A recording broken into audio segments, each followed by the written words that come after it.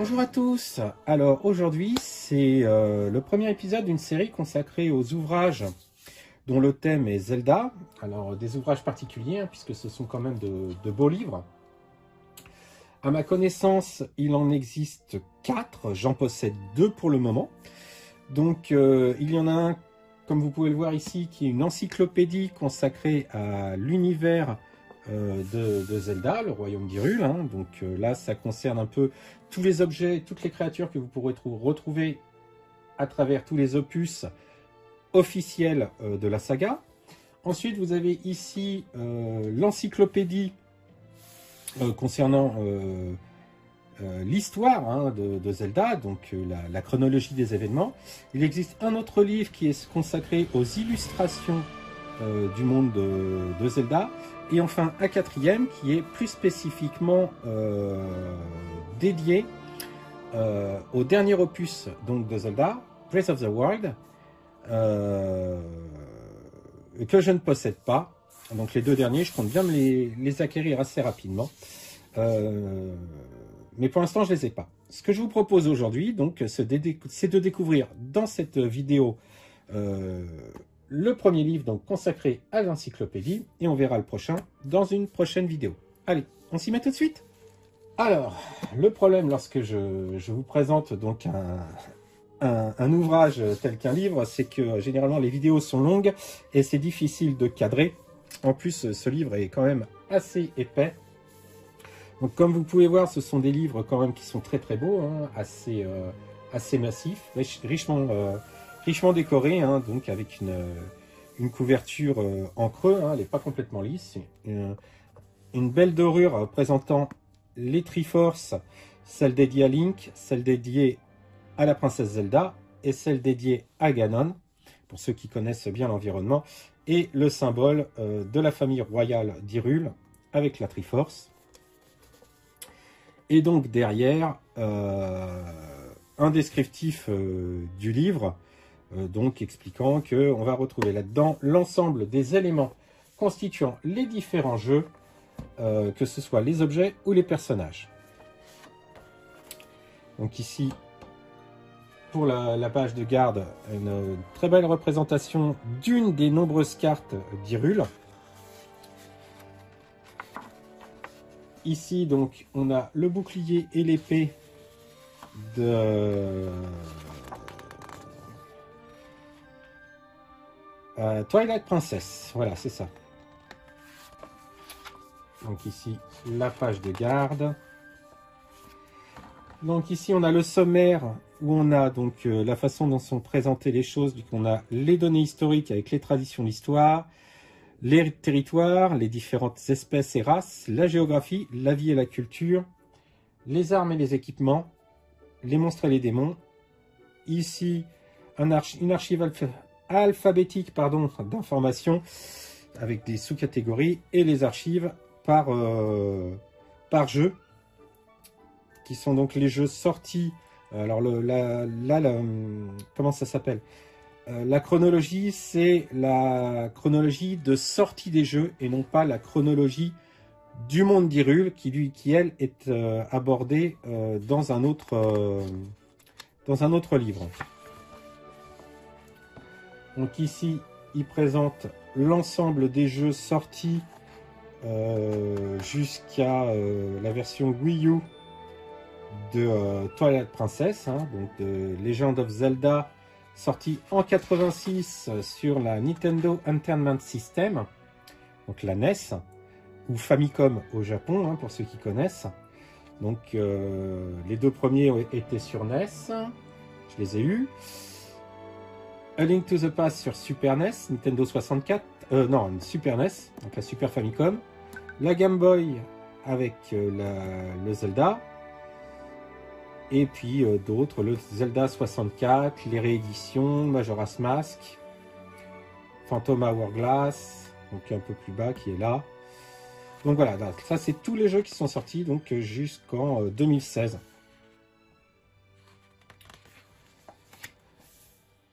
Alors les données historiques. Donc ici on a une chronologie du monde d'Hyrule.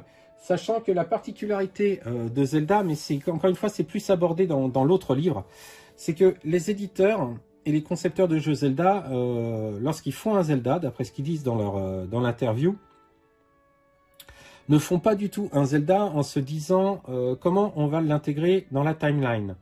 Eux, ils partent plus sur qu'est-ce que techniquement on peut faire qui n'a pas été déjà fait. Un monde ouvert, les nouvelles commandes lorsque la Wii est sortie, les capacités de la Nintendo 64 avec la 3D, enfin ce genre de choses. Et l'idée de faire une timeline vient bien après. C'est pour ça que Nintendo n'a pas eu d'autre choix que de créer une timeline avec un début commun. Et ensuite, elle se divise en deux suivant que Link réussit à battre Ganon ou pas. Et en plus, suivant que s'il a battu Ganon, suivant ce qu'il fait, il se passe encore deux choses différentes. Donc voilà, on est sur une timeline avec vraiment trois suites différentes en fonction de ce qui se passe. Parce que c'était tellement le bazar que c'était impossible de faire une timeline linéaire et commune. Donc ici, on a un espèce de lexique alphabétique pour... en fonction de la timeline qui est présentée sur la page de gauche.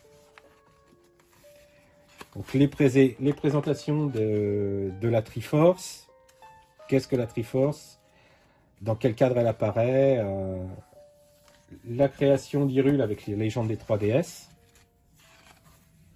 Les Iliens. Le royaume d'Hyrule. Les différentes princesses Zelda.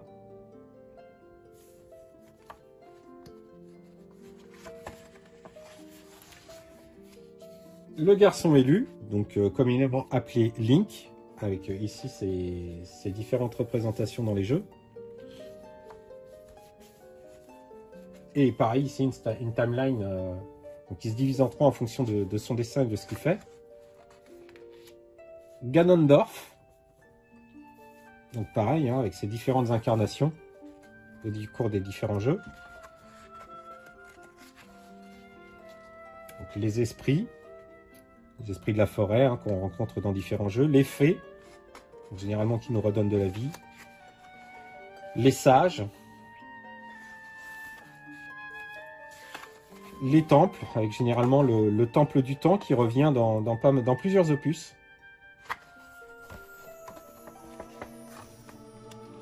Alors, les autres mondes ou royaumes qu'on peut être amené à visiter. Le monde miroir que l'on voit dans Link to the Past, le monde de lumière ou le monde de ténèbres. Ici, on a le royaume du crépuscule qui est développé dans Twilight Princess. L'Horule. Alors l'Horule, si je me souviens, ça doit être dans le dernier opus qui était sur 3DS. Donc là, c'est les différents mondes que l'on peut croiser. Donc Termina, ça c'est Majora's Mask.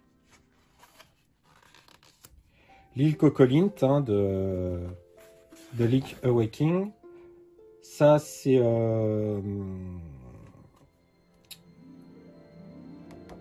Phantom Hourglass et Windmaker. Donc le royaume d'Hyrule, ici dans Spirit Track. Donc c'est le seul opus vraiment de Zelda que j'aime pas beaucoup. Là. Celui qui se passe sur les trains, je crois que je l'ai jamais fini celui-là. Donc avec tous les royaumes. Alors royaume des Stuff, alors que j'ai... Ah oui. Alors, Spirit Track, c'est le seul Zelda que j'ai pas fini et que j'ai commencé. Hein. Je les ai pas tous faits. Tous ceux qui étaient sur Game Boy Advance, ce genre de choses, j'ai pas fait. Donc les autres races, là, avec les Saika, les Gerudos, les Gorons, exceptionnels les Gorons, moi, ils me font rire à chaque fois. Les Horaces, le peuple aquatique. Donc on voit que son design évolue en fonction des jeux. Les Kokiri, donc le peuple de la forêt, les Mojo. Bon, certaines espèces ne sont visibles que dans un jeu, hein, par exemple les Piaf. Les Miniches, bien sûr. Les Éoliens, les Célestiens, on voit dans Twilight Princess. Et là, d'autres races, hein, les Skimo, les Miglos, tout ça, c'est dans les jeux sur DS la plupart du temps. Donc là, on a les cartes, hein, parce qu'à chaque jeu, sa carte, même si, mais ça on le verra plus dans... Je crois que c'est dans l'autre livre, où il superpose les cartes des différents jeux et essaye de faire des parallèles entre les cartes. Donc là, les différentes cartes en fonction des jeux. Ah non, c'est carrément dans ce livre-là, hein, je m'étais trompé. Donc vous avez la carte de Link Between Worlds, et ici la carte de Link... non, la carte de Link to the Past, pardon. Et la carte de Between Worlds, on voit qu'elle est très très similaire, hein, mais pas tout à fait identique. Là, ils ont superposé les deux cartes sur ce dessin-là. Ici, ça c'est la carte de la légende de Zelda, qui serait donc un petit morceau de la carte de The Adventure of Link, donc le deuxième jeu sorti, qui lui-même serait un petit morceau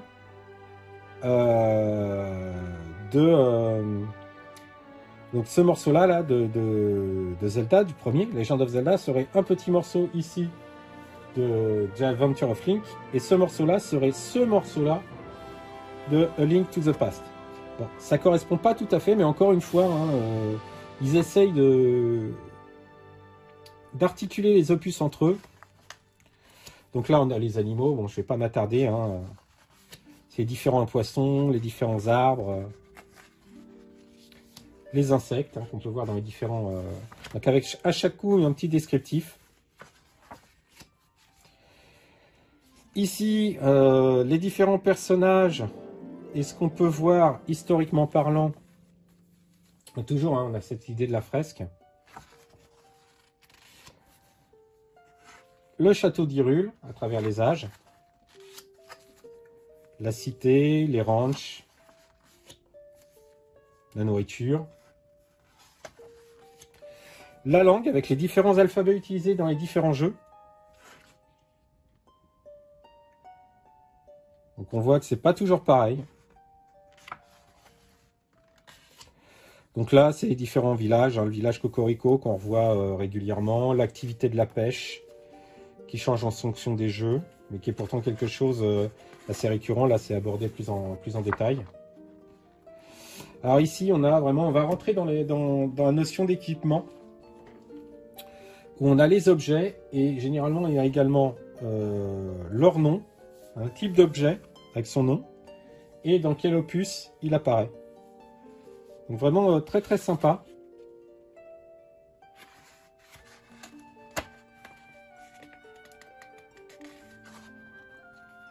Ici, une illustration des différentes versions de l'épée légendaire. Donc on voit qu'elle a évolué avec le temps, et en plus, elle évolue elle-même dans les jeux. Elle peut changer de forme à travers les jeux, hein. Dans Skyward Sword, elle évolue plusieurs fois.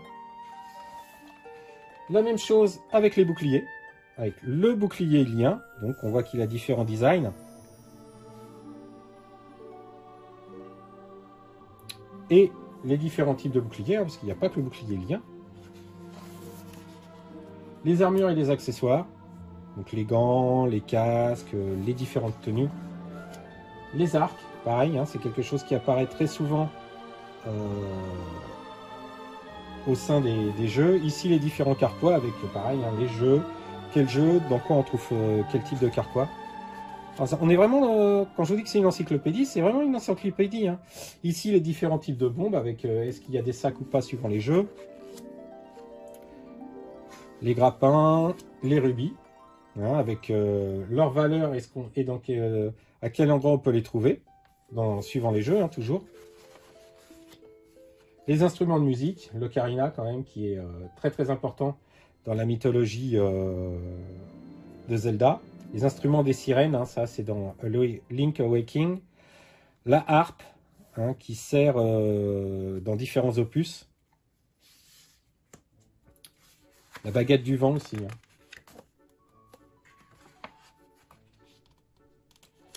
Les monstres, avec les origines dans Skyward Sword. Et puis d'autres types d'ennemis, hein, les moblins, hein, qu'on voit sous différentes formes depuis les premiers jeux.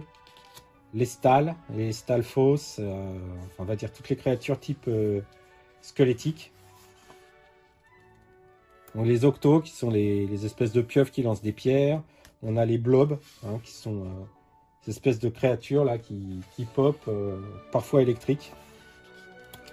Là, on arrive sur la base de données avec tout classé par ordre alphabétique et par catégorie. Donc là, c'est tous les villages visibles dans les différents jeux. Je vais passer assez rapidement, parce que d'abord, c'est très petit, mais à chaque coup, il y a une image et un descriptif assez précis du contexte et de ce que ça représente, sans pour autant spoiler sur les jeux. Alors parfois, il y a une information qui dévulgage, comme on dit, mais pas systématiquement. Donc là, on a vraiment tous les objets. Donc je vais passer assez rapidement, hein. Vous voyez là, c'est vraiment tous les objets classés par ordre alphabétique. Par contre, ça ne précise pas forcément dans quel jeu ils sont, hein. Voilà, donc hop.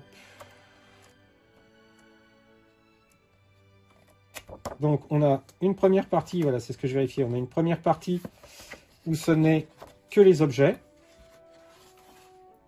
Ensuite, on a une deuxième partie consacrée aux donjons. Donc là, par contre, c'est dit, hein, c'est classé par jeu et par ordre, hein. Donc là, on peut être spoilé un peu, quand même. Mais ça explique pas comment y accéder, ça explique pas comment en sortir non plus, hein. Donc là, plusieurs pages consacrées aux donjons. Voilà. Ensuite, on a les ennemis.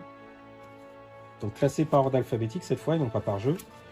Donc pareil, hein, je vais passer assez rapidement. À chaque coup, vous avez donc les différents types. S'ils sont dans plusieurs jeux, on a les photos des différents jeux. Avec en dessous, là en tout petit, vous avez la photo, et en tout petit écrit en dessous, le jeu d'où est tiré, oui c'est ça, le jeu d'où est tiré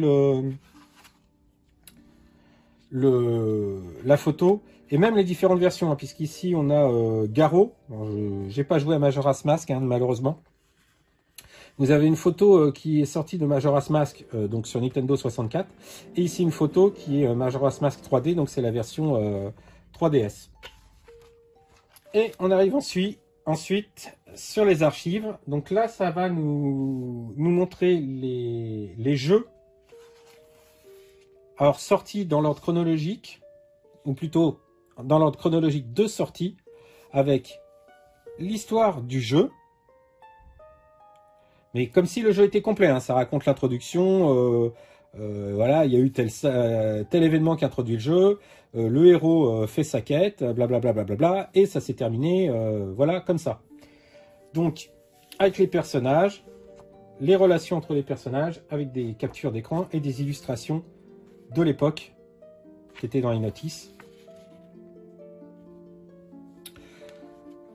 Donc, à chaque fois, vous avez donc la carte. Hein, vous avez une carte ici avec alors une vue 3D qui est artistique, hein, puisqu'à l'époque, le jeu n'était pas du tout en 3D. Ici, vous avez un montage des différents écrans qui donnent une vue globale. Et ce que je trouve très très sympa dans ce livre, dans cette partie-là, c'est que vous avez ici des documents de travail relatifs au travail sur le jeu, hein, bien entendu. Avec, là, vous avez les croquis, par exemple, des différentes cartes. Et quelques petites anecdotes. Par exemple, là, voilà, le vieil homme du Nord-Est écrit une lettre pour la vieille femme. On ne peut pas la lire durant le jeu, mais son contenu est à peu près le suivant d'après l'équipe de production. Ce vaillant jeune homme est une connaissance de Damimpa. Je voudrais que tu lui viennes en aide. Donc c'est amusant, ça avance pas à grand chose de le savoir, mais savoir que la production avait prévu quand même différentes choses, ça peut être toujours sympa. Donc là, Adventure of Link, hein, toujours la même présentation, des captures d'écran, les relations de différents personnages. Donc, encore la carte du monde, les lieux de combat, puisque la différence entre Legend of Zelda et Adventure of Link, c'est que les phases de combat d'Adventure of Link étaient en scrolling horizontal, donc vu de côté, et on avait d'autres, et les déplacements étaient vus du dessus. Les documents là de dessin qui sont dans la notice, des anecdotes de production comme d'habitude. ici, Link to the Past.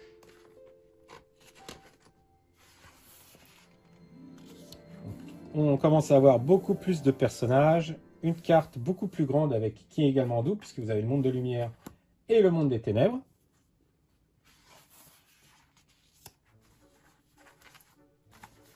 Hop, toc.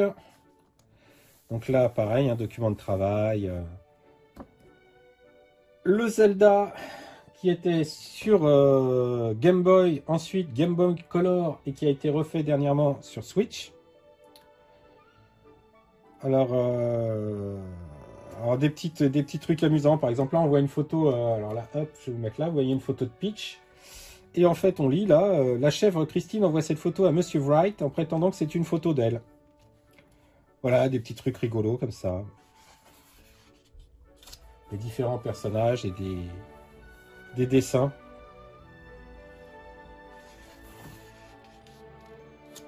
La carte de Cocolint.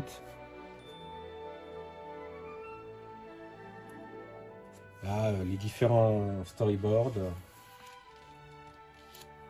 Zelda Ocarina of Time, hein, qui reste pour beaucoup le meilleur épisode de la saga. Que j'avais commencé sur Nintendo 64, mais que j'ai pas pu terminer parce que j'avais plus ma console. Et que j'ai repris il y a peu de temps sur Nintendo 3DS. Et que là j'ai mis en pause pour différentes choses, mais j'espère profiter des vacances pour pouvoir le terminer. Donc là, en effet, énormément de personnages, énormément de relations entre les personnages.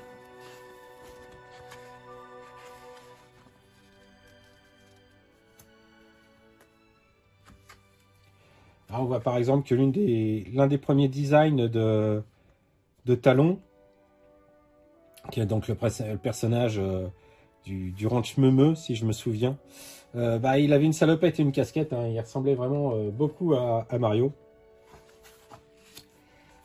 Majora's Mask, un excellent opus, mais mal aimé de certains joueurs, car il dénotait vraiment énormément des autres Zelda, beaucoup plus sombres.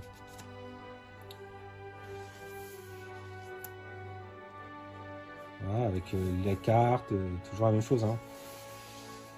Oracle of Season, donc, qui a été développé, je crois, en partenariat avec Capcom. J'ai pas eu l'occasion d'y jouer à celui-là parce que je ne possédais pas, je crois que c'était la Game Boy Color ou Game Boy Advance à cette époque-là, je me souviens plus. Game Boy Color. Donc le deuxième opus d'Oracle of Age, et Oracle of Season au départ, puis Oracle of Age ensuite.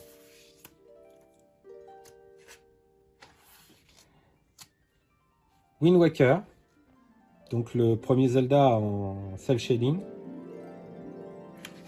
qui avait été très critiqué aussi à l'époque.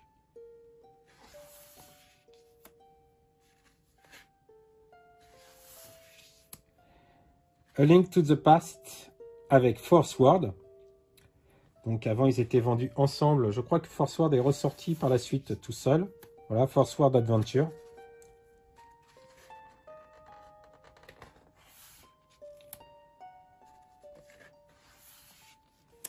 The Minish Cap.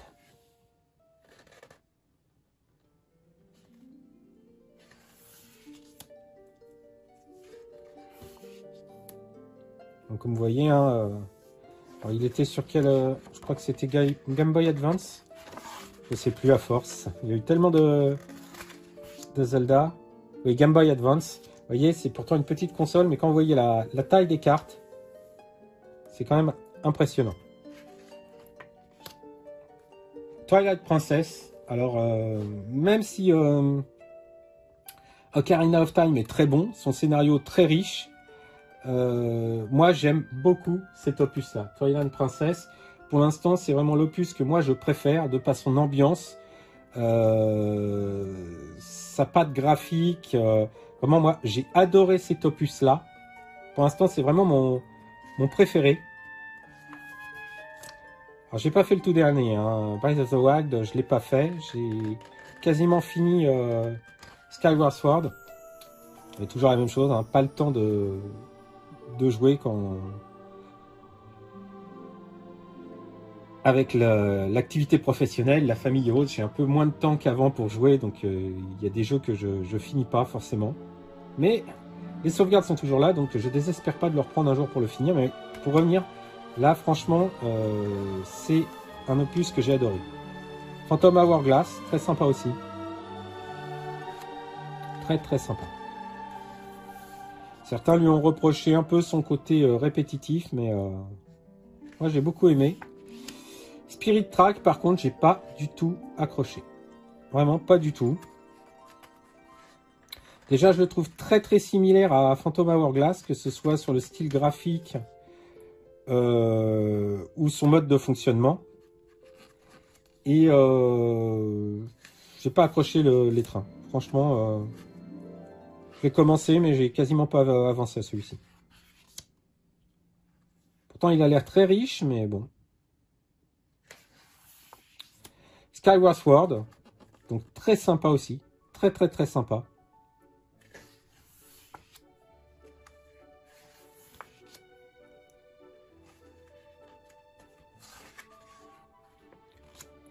Link Between Worlds, donc la suite, on va dire, spirituelle de A Link to the Past, avec un concept très très sympa.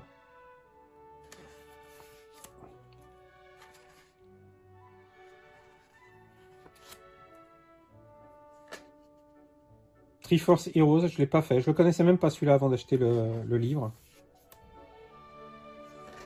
Le concept a l'air un peu bizarre quand même.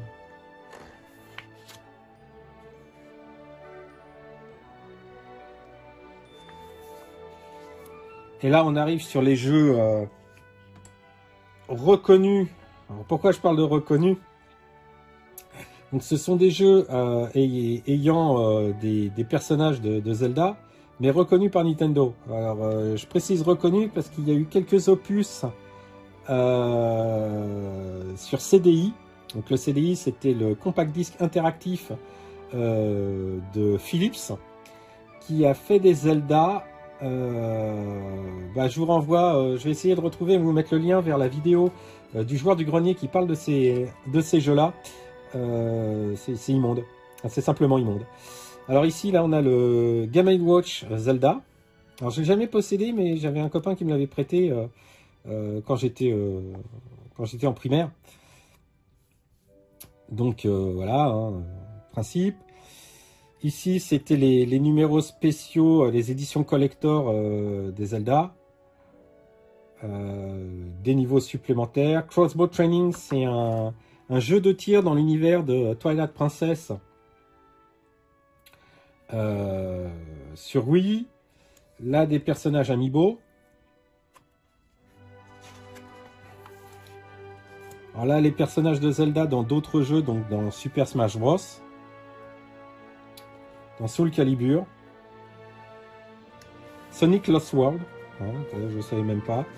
Donc Mario Kart, hein, où on a un Link en moto. Hyrule Warrior 1 et 2. Et la série des Tingle. Hop, qui est juste là. Excusez-moi, je suis un peu hors champ. Donc voilà. Et là, donc, des éléments de Zelda qui apparaissent dans d'autres jeux, mais parfois c'est juste des clins d'œil ou des easter eggs.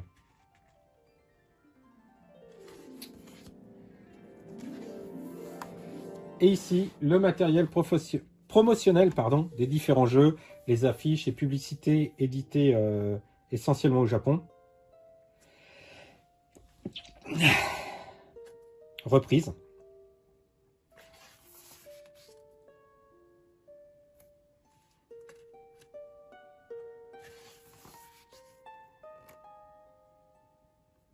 Donc là, pour les 25 ans, avec les différents links. Hop. Je vais essayer de vous montrer ça, c'est pas évident. J'ai pas un grand angle. Donc voilà.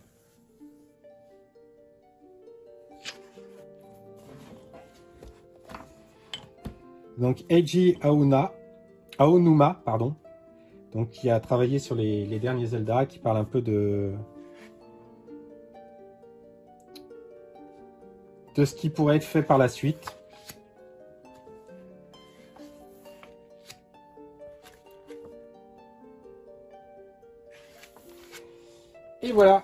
ce qui concerne ce premier livre. Donc encore une présentation bien dense et bien complète de ce premier ouvrage. Je vous présenterai donc le second ouvrage qui est un peu moins épais quand même, mais très très sympa, très très beau sur l'encyclopédie historique. Donc là on est sur la chronologie historique de Zelda, l'univers de Zelda, et je ne désespère pas d'acquérir au moins le volume avec les illustrations. Celui sur Breath of the Wild m'intéresse un petit peu moins, n'ayant pas encore joué au jeu. Mais voilà. En attendant, bah, j'espère que ça vous a donné envie, si ce n'est pas d'acquérir le livre, au moins pour ceux qui ne connaissaient pas cet univers, de commencer à jouer au jeu Zelda. Alors certains ont bien vieilli, hein. Franchement le premier, moi c'est vraiment le côté nostalgique qui joue. Parce que bon, faut admettre que Zelda, Legend of Zelda, le premier, était une révolution du jeu vidéo à l'époque. Hein. J'en parlerai un peu plus lorsque je présenterai le prochain livre, mais c'était le premier jeu où on pouvait sauvegarder directement dans le jeu. Il y avait une mémoire dans la cartouche. C'était un jeu dans un monde, ce qu'on appelait un monde ouvert à l'époque. Hein. C'était pas quelque chose de commun. Enfin, ça a été une révolution dans le monde du jeu vidéo. Et mais bon, là, ça a vraiment très vieilli. Hein. Moi, je l'ai sur la mini NES, mais je m'en lasse pas. J'apprécie toujours autant y jouer. Donc, le côté nostalgique joue, mais si vous ne connaissez pas Zelda, foncez. Il y a plein de Zelda différents, on peut retrouver son compte. Sinon, le livre, lui, est très intéressant. Je vous le recommande. Il est facilement trouvable, que ce soit d'occasion sur Vinted ou dans des enseignes telles que Cultura. Ou sur Amazon, hein, tout bêtement. Je vous le recommande, c'est vraiment une bible d'informations, que ce soit au niveau historique, texte ou d'illustration. Sur ce, bah, je vous souhaite une bonne semaine. Cette vidéo devrait paraître pendant les vacances d'été, donc bah, profitez des congés si vous y êtes. Et je vous donne rendez-vous pour la présentation d'un autre ouvrage consacré à Zelda très bientôt. Ciao!